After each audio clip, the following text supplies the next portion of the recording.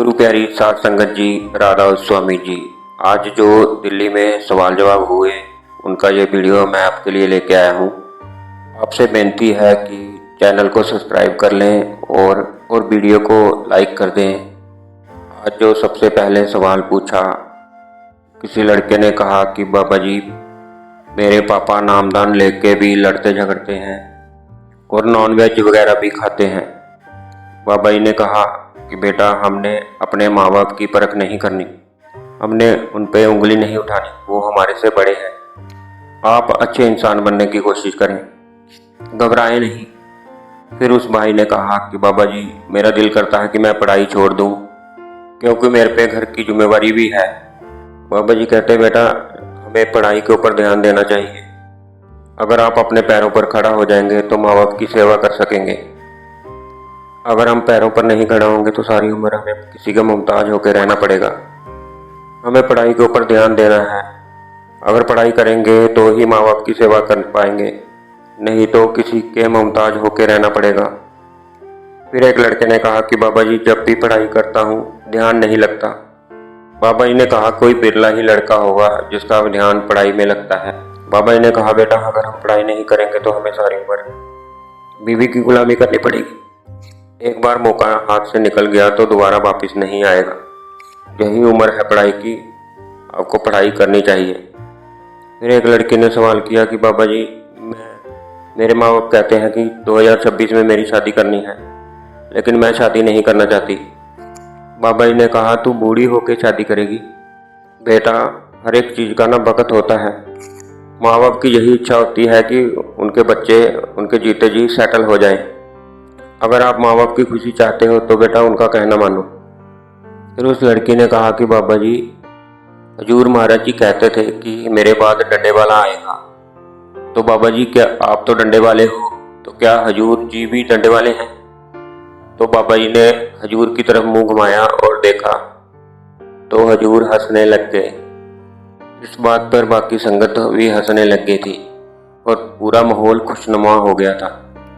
फिर उन्होंने कहा कि बाबा जी मुझे अपने साथ लेके चलना और मेरे साथ रहना। बाबा जी कहते हैं अगर बेटा मुझे अपने साथ रखना है तो साथ में डंडा भी चलेगा।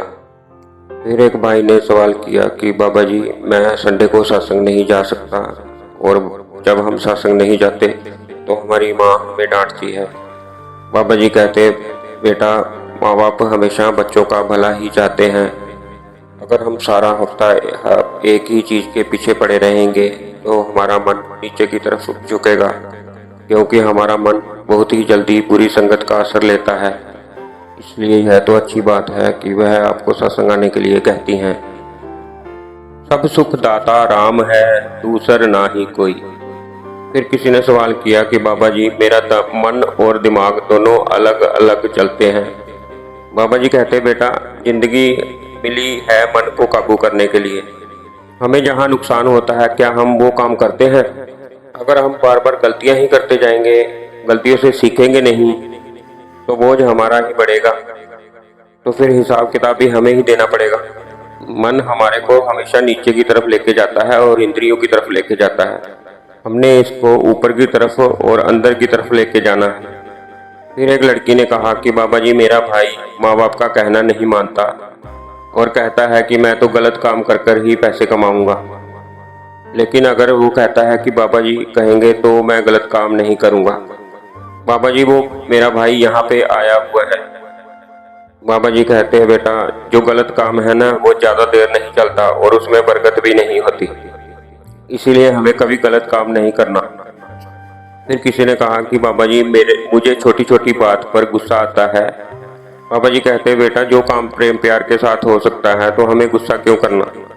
बेटा जिंदगी छोटी सी है, उसकी कदर करो, गुस्से से कुछ भी हासिल नहीं होने वाला। फिर किसी ने कहा बाबा जी आप मेरे पे दया मेहर करना। बाबा जी ने कहा बेटा दया मेहर तो आपने मेरे पे करनी है। अगर आप भजन सिमरन करोगे तो मेरा बोझ उतना ही कम होगा। जिसने नाम देकर हमारी जिम्मेवारी उठाई है ना, जब तक हमारा हिसाब खत्म नहीं होता तो उसको भी वापिस आना पड़ता है।